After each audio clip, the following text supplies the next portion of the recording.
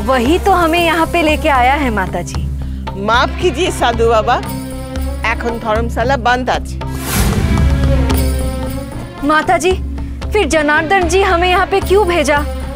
আমাদের तो अनेक समय नष्ट होलो ना। कहाँ है जनार्दन भाई?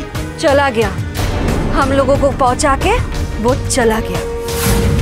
आप भी जाइए, এখন আমাদের সময় নেই।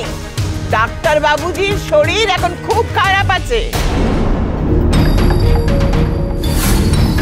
এখন তখন অবস্থা, আমি ডাক্তার আনতে যাচ্ছি।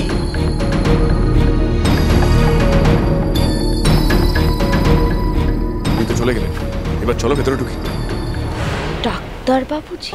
হ্যাঁ তো, তার মানে উনি নিশ্চয়ই তিনি যার শরীর খারাপ বলে আমার আর আজকে গান গাওয়া হলো না।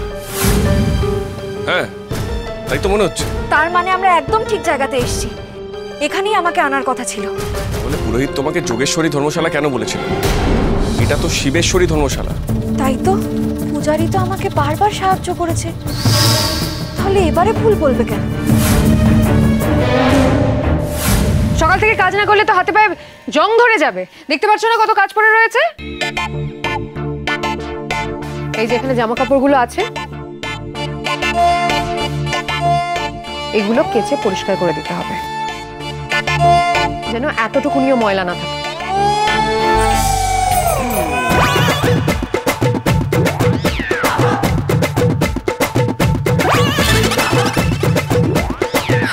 ওমে, এই এতগুলো জামা কাপড় আমাকে কাচতে হবে? ও বাবা, বাঘিনী পড়েছে পাকে, সবাই মিলে জব্দ করছে তাকে। যার গর্জনে বাড়ি কাঁপতো, টু শব্দটিও করছে না সে। কি হলো, যাও জামা কাপড়গুলো নিয়ে কলতলায় যাও।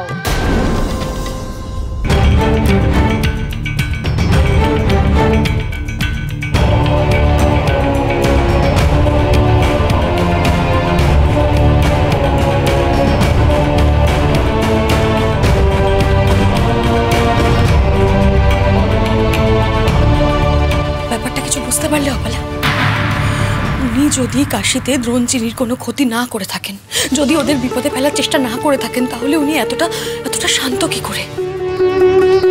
চিনি কাশিতে আছে জানার পরেও উনি এত চুপ করে আছেন, কোনো বাধা দিলেন না, কোনো প্রতিবাদ করলেন না, সোনা মুখ করে উনি ছোট দাদুর জামা কাপড় কাচতে চলে গেলেন। এটা হয় কখনো?